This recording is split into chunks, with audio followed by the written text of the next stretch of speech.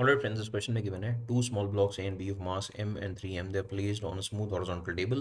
A massless and unstretchable string joined them hangs over the edge and supports a massless pulley, okay, which itself carries a block C of mass 2m suspended by the other string. तो ये दो masses हैं m and 3m, इनसे एक string बंधी हुई है जो पुली से पास होके जा रही है. पुली से 2m मास जो है वो फर्दर हैंग कर रहा है. The parts of the string on the table are parallel, okay, ये दोनों पैरेलल हैं और हॉरिजॉन्टल हैं, perpendicular to the edge of the table, okay. And the acceleration of block C is, ये पूछा गया है कि सी की एक्सेलरेशन क्या है. तो इसे सॉल्व करने के लिए एक बार ये जो डायग्राम है इसको यहाँ पर रीड्रॉ कर लेते हैं. तो इस डायग्राम में अगर आप देखें 2m के ऊपर डाउनवर्ड डायरेक्शन में एक फोर्स लग रही है. What is that force? 2m पे डाउनवर्ड डायरेक्शन में ग्रेविटेशनल फोर्स लग रही है, that is 2m into g. Upward direction में देखेंगे अगर इस पुली पे यहाँ से एक टेंशन लग रही है टी, एक ही थ्रेड दे रखा है तो टेंशन सेम रहेगी पूरे थ्रेड में. यहाँ से भी टेंशन लग रही है टी. अब अगर इस पॉइंट पे देखें तो एम मास को राइट की तरफ टेंशन टी खींच रही है, नीचे की तरफ जो एम जी है वो नॉर्मल कॉन्टैक्ट फोर्स से बैलेंस हो रहा होगा इसका, राइट. और इस 3m पे भी हॉरिजॉन्टल डायरेक्शन में टेंशन टी ही लग रही है, ठीक है. डाउनवर्ड डायरेक्शन में जो इसका एम जी है 3mg वो नॉर्मल कॉन्टैक्ट फोर्स से बैलेंस हो रहा होगा. This is the normal contact force on B. Similarly यहाँ पे देखेंगे ये एम जी डाउनवर्ड डायरेक्शन में लग रही है और इस पे नॉर्मल कॉन्टैक्ट फोर्स ए वाले पे भी लग रही होगी, ये एम जी के बराबर की होगी. तो अब अगर हम इक्वेशंस ऑफ मोशन लिखें तो मेरे ख्याल से फॉर ए अगर हम लिखेंगे, so what is the acceleration of A? I think acceleration of A is net force on A which is a का मास m था, फोर्स उस पर टी लग रही है, टी डिवाइडेड बाय उसका मास था m, राइट. इसी तरह से अगर हम एक्सेलरेशन b की लिखेंगे तो वो कितनी होगी देखिए. b की एक्सेलरेशन जो है this is coming out to be I think net force on b which is I think t and this divided by 3m. Very good. तो एक्सेलरेशन ऑफ ए भी पता लग गई, एक्सेलरेशन ऑफ बी भी पता लग गई. अब एक्सेलरेशन हम सी की देखें अगर, तो सी को डाउनवर्ड डायरेक्शन में 2mg लग रही है, अपर डायरेक्शन में ट्वाइस टी लग रही है, तो we can write down twice mg minus twice T and this total divided by 2m. ये होनी चाहिए एक्सेलरेशन ऑफ सी. तो हमने तीनों ब्लॉक्स की एक्सेलरेशन यहाँ पे मेंशन कर दी. अब इन तीनों में कंस्ट्रेन रिलेशनशिप भी है. किसी भी पुली के लिए डायरेक्टली एक कंस्ट्रेन रिलेशनशिप होता है.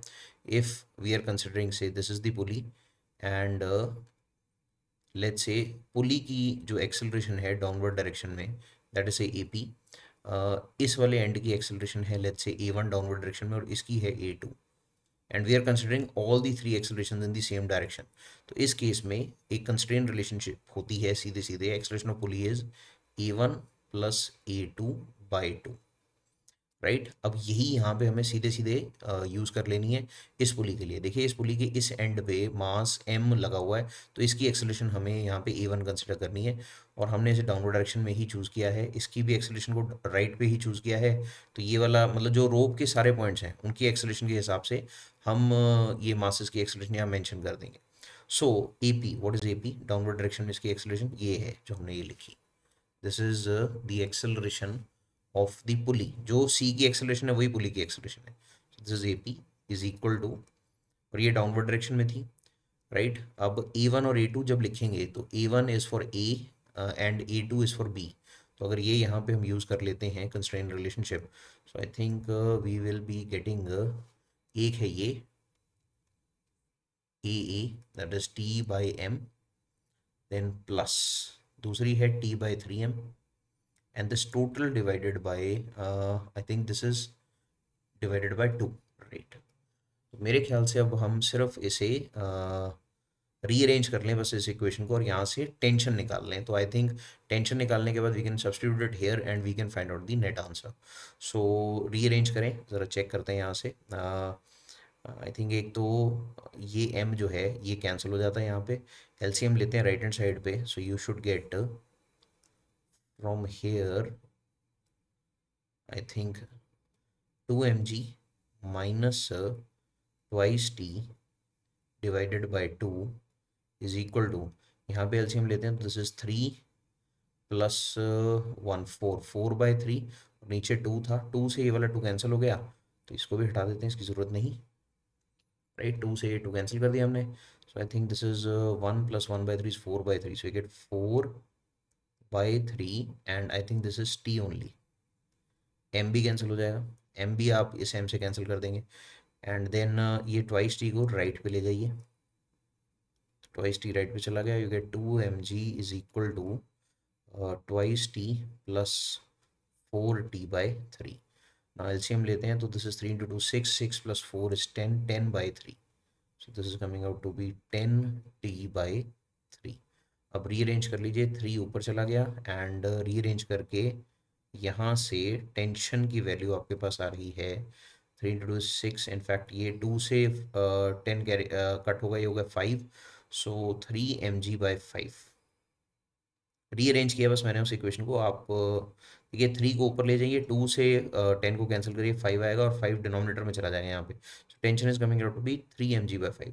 अब इसको सब्सटीट्यूट करते हैं सी वाली एक्सेलरेशन में, सी वाले मास के एक्सेलरेशन में, so you get 2 mg minus 2 times 3 mg/5 and this total divided by 2m. So बस अब सॉल्व कर लीजिए, इससे जो भी आंसर आ जाए. So I think this is coming out to be, LCM लेते हैं तो this is 6, 2 into 3 6, 5 into 2 is 10, 10 minus 6 is 4. So you are getting 4 mg in the numerator. Denominator में आपके पास एक 5 आ रहा है और एक 2m आ रहा है, सो m से m कटा और ये 2 से 4 कट गया, तो you are ending up with I think 2g/5. This is 2g/5. This is what you are ending up, and 2g/5 is given to us in option D. So the correct answer to this question is option D. 2g/5 is the acceleration of C.